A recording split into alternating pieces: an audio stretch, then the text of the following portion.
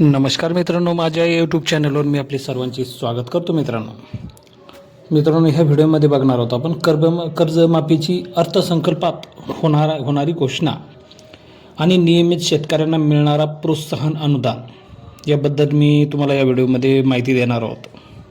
तरी आपण हा व्हिडिओ शेवटपर्यंत पाहावा व व्हिडिओला लाईक आणि चॅनलला सबस्क्राईब करायला विसरू नये. तर मित्रांनो, राज्यातील शेतकऱ्यांसाठी एक मोठी दिलासादायक बातमी समोर येत आहे. मित्रांनो, गेल्या काही महिन्यापासून चर्चेत आलेली शेतकरी कर्जमाफी आता प्रत्यक्षात येण्याची शक्यता वाढली आहे.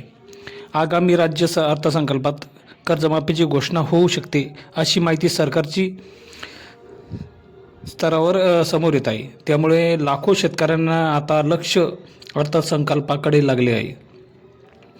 राज्य सरकारने आधीच जून 2026 पर्यंत कर्जमाफीसाठी मुदत दिली असली तरी आर्थिक तरतूद करण्यासाठी आवश्यक प्रक्रिया वेगाने सुरू करण्यात आलेली आहे. विशेष म्हणजे यावेळी संपूर्ण प्रक्रिया ऑनलाईन सिस्टमद्वारे पार पडत असल्यामुळे पारदर्शकता वाढण्याची अपेक्षा व्यक्त केली जात आहे. अर्थसंकल्पात कर्जमाफीची घोषणा का शक्य आहे? मित्रांनो, कर्जमाफी ही फक्त राजकीय घोषणा नसून त्यासाठी मोठ्या प्रमाणात निधीची गरज असते. राज्य सरकारने सहकारी आणि राष्ट्रीयकृत बँकांकडून थकबाकीदार शेतकऱ्यांची संपूर्ण माहिती मागवली आहे. बँकांनी यासाठी विशेष आराखडा देण्यात आला असून डेटा संकल्पासाठी प्रक्रिया सुरू आहे. मागील आर्थिक वर्षात राज्यातील शेतकरी कर्जाची थकबाकी तब्बल 32,000 कोटी रुपयापर्यंत पोहोचली होती. यंदा ही रक्कम वाढण्याची शक्यता असली तरी सरकार मागील वर्षाची थकबाकी आधार मानून कर्जमाफी करण्याचा विचार करत आहे. सरकारला अर्थसंकल्पात किमान 25,000 कोटी रुपयाची आर्थिक तरतूद करावी लागू शकते अशी चर्चा प्रश्नात सुरू आहे. त्यामुळे यंदाचा अर्थसंकल्प शेतकऱ्यांसाठी अत्यंत महत्त्वाचा ठरणार आहे. यापूर्वी कर्जमाफीची योजनांना अनुभव राज्यात यापूर्वीही मोठ्या कर्जमाफी योजना राबवण्यात आल्या होत्या. छत्रपती शिवाजी महाराज कर्जमाफी मुक्त योजना, महात्मा फुले कर्जमाफी योजना या योजनाद्वारे सुमारे 19 ते 20,000 कोटी रुपयांची कर्जमाफी करण्यात आली होती.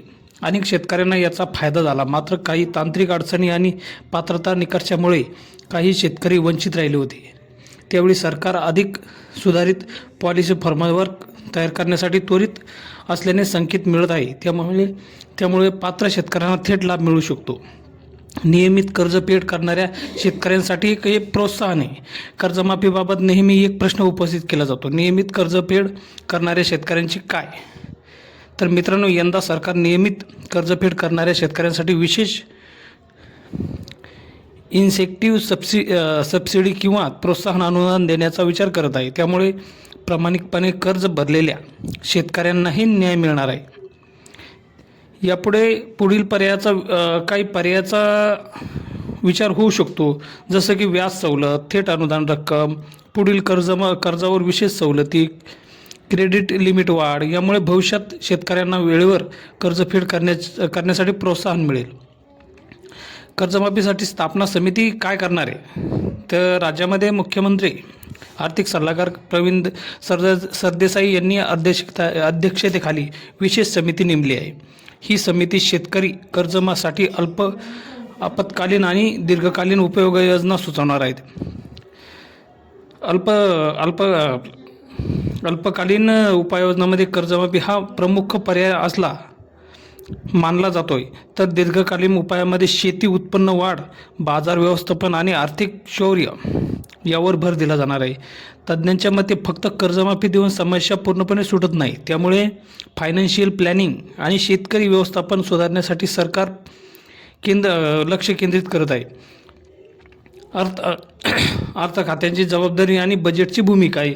यामध्ये बघा, सध्या राज्यामध्ये अर्थ खाते मुख्यमंत्री देवेंद्र फडणवीस यांच्याकडे असल्यामुळे यंदाचा अर्थसंकल्प तेच सादर करणार आहे. मोठ्या प्रमाणात निधीची आवश्यकता असल्याने कर्जमाफीची घोषणा अर्थसंकल्पातच करण्याची शक्यता आहे.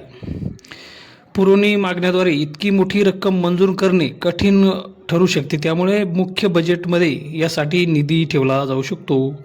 लोकसभेत सादर करण्यात आलेल्या आकडेवारीनुसार 20 सप्टेंबर 2025 ते राज्यात तब्बल 2,91,000 कोटीची कृषी कर्ज वितरित करण्यात आले होते. यावरून राज्यात कर्जाचा वाढता आकडा आणि शेतकऱ्यावरील आर्थिक दबाव स्पष्ट दिसून येतो. शेतकऱ्यांसाठी पुढील काळ का महत्त्वाचा आहे?